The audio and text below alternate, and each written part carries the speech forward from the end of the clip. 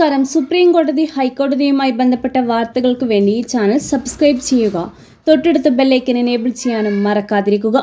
Toilet cleaner ഉൽപ്പന്നങ്ങളുടെ കുപ്പിയുടെ രൂപഘടനയുടെ പേരിൽ ഹാർപിക് നിർമ്മാതാക്കളായ റെക്കിറ്റ് ബെൻകിസറും സ്പിക്കിന്റെ നിർമ്മാതാക്കളായ ഗോദ്റേജും തമ്മിൽ തുടരുന്ന തർക്കത്തിൽ ഇടപെടാൻ വിസമ്മതിച്ച് സുപ്രീം കോടതി.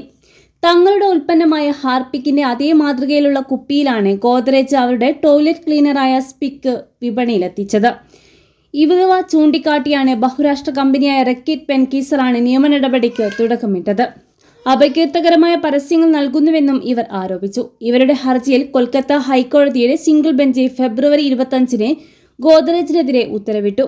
ഹാർപിക്കിന് സമാനമായ കുപ്പിയിൽ ഗോദ്റേജ് സ്പിക്ക് വിൽക്കരുതെന്നായിരുന്നു ഉത്തരവ്. എന്നാൽ ഈ ഇടക്കാല ഉത്തരവ് 2 ദിവസത്തിനു ശേഷം ഡിവിഷൻ ബെഞ്ച് റദ്ദാക്കി.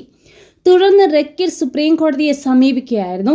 എന്നാൽ വിഷയത്തിൽ ഇടപെടാനാകില്ല എന്ന് കേസ് ഹൈക്കോടതി സിംഗിൾ ബെഞ്ചിന് മുന്നിൽ വാദത്തിലൂടെ തന്നെ തീർപ്പാക്കാനും ജസ്റ്റിസുമാരായ സഞ്ജയ് കുമാർ, വിനോദ് ചന്ദ്രൻ എന്നിവരടങ്ങിയ ബെഞ്ച് നിർദ്ദേശിക്കുകയായിരുന്നു. തങ്ങളുടെ ഹാർപിക്കിന്റെ അതേ മാതൃകയിൽ ഇറക്കിയ ഗോദ്റേജിന്റെ ഉൽപ്പന്നം ട്രേഡ് മാർക്ക് നിയമങ്ങളുടെ ലംഘനമാണ് എന്നായിരുന്നു റെക്കിറ്റ് ഉന്നയിച്ചത്. ഇത് അംഗീകരിച്ചാണ് സിംഗിൾ ബെഞ്ച് ഇവർക്ക് അനുകൂലമായി ഉത്തരവിട്ടത്. എന്നാൽ ഇത്തരം രൂപഘടനയിലുള്ള കുപ്പി വിപണിയിൽ സാധാരണയായി ഉള്ളതാണ് എന്നും ഇതിൽ ആർക്കും കുത്തക അവകാശപ്പെടാനാകില്ല എന്നും ഗോദ്റേജ് ഡിവിഷൻ ബെഞ്ചിൽ വാദിച്ചു. അപകീർത്തികരമായ പരസ്യത്തിന്റെ പേരിലാണ് ആദ്യം തർക്കം ഉടലെടുത്തതെന്നും ഇത് പിൻവലിക്കാമെന്നും തങ്ങൾ സമ്മതിച്ചിട്ടുണ്ടെന്നും ഗോദ്റേജ് അറിയിച്ചു. സ്പിക്കിന്റെ നിറവും മറ്റു ഫീച്ചറുകളും വ്യത്യസ്തമായിരിക്കെ കുപ്പിയുടെ രൂപഘടന മാത്രം ചൂണ്ടിക്കാട്ടി ട്രേഡ് മാർക്ക് ലംഘനം ആരോപിക്കാനാകില്ല എന്ന് ഡിവിഷൻ ബെഞ്ച് വ്യക്തമാക്കിയിരുന്നു.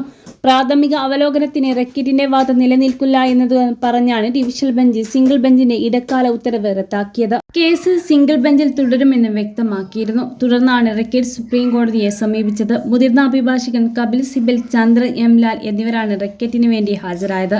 ഗോദ്റേജിന് വേണ്ടി അഭിഭാഷകൻ മനു സിഗി, മുകുൾ ഗ്രോത്തഗി എന്നിവരും ഹാജരായി.